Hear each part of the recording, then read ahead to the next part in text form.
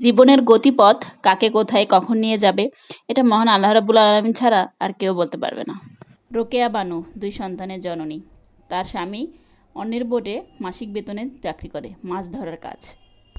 ২০০৫ কি ৪-এর দিকে তার স্বামী তার বোটের মালিকের অধীনেই মাছ ধরতে যায় নদীতে। কিন্তু প্রবল বর্ষণের সময়, তখন ছিল বর্ষাকাল, প্রবল বর্ষণের বেগে নদীতে ভিতরে অনেক তুফান শুরু হয় এবং এই তুফানের কারণে তাদের নৌকাটা ভেসে চলে যায়। কোথায় যায়, কোথায় গিয়ে তেড়ে থাকে এবং তার লাশ বা সে কোথায় গেছে তা, বা ওই নৌকায় আরো ২-৩ জন ছিল, তারা কোথায় গেছে তার সন্ধান আজ অব্দি মেলেনি। তাই বলে কি রোকেয়া বানু থেমে থাকবে? সে তো ২ বাচ্চার মা। অনেক কঠোর পরিশ্রম করে, মানুষের বাসায় কাজ করে, এখানে সেখানে নানান রকমের কাজের মাধ্যমে একটা অবলা গ্রামের গৃহবধূ যতটুকু পেরেছে ওই সন্তানদেরকে লালন করেছে।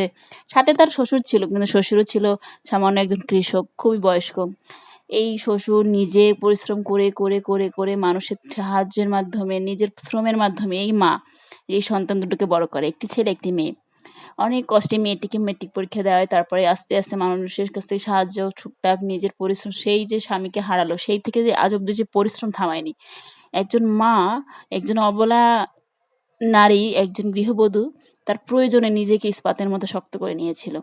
অনেক পরিশ্রম করতে সেই মেয়েকে সে নার্সিং পড়ায় এবং মেয়েকে সরকারি নার্স বানায় এবং সন্তানকে, ছেলেকেও ভালোই পড়াশোনা করায় এবং এখন বর্তমানে সে তার ছেলেকে বিয়ে করিয়েছে এবং ছেলে বউ এবং মেয়েকে বিয়ে দিয়েছে।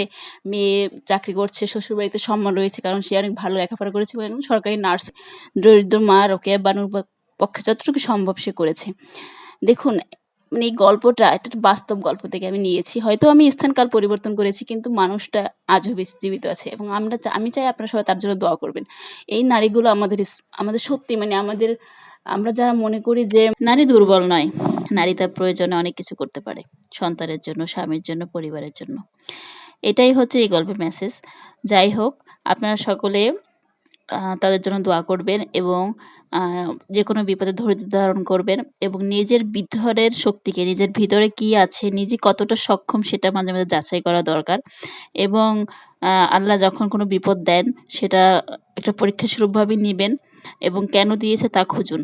শুধু বিপদ হাই হতাশ না করে সেটার কারণটা খুঁজুন বা সেখান থেকে কীভাবে আপনি বের হয়ে আসবেন এবং কিভাবে ধৈর্য ধরে বের হবেন আল্লাহর নাম নিয়ে এবং ধর্মীয় অনুভূতিকে নিজের মধ্যে জাগ্রত রেখে সেটাকে খুঁজুন। হ্যাঁ, সকলের জন্য শুভকামনা রইল। ইনশাআল্লাহ কালকে থেকে সকলে রোজা হয়তো রাখবেন। তো সকলের জন্য শুভকামনা এবং সকলে আমার জন্য দোয়া করবেন এবং সকলের জন্য দোয়া রইল, ভালোবাসা রইল এবং পাশে থাকবেন, সাপোর্ট করবেন ইনশাআল্লাহ। সকলে একসাথে এগিয়ে যাব আমরা ইনশাআল্লাহ।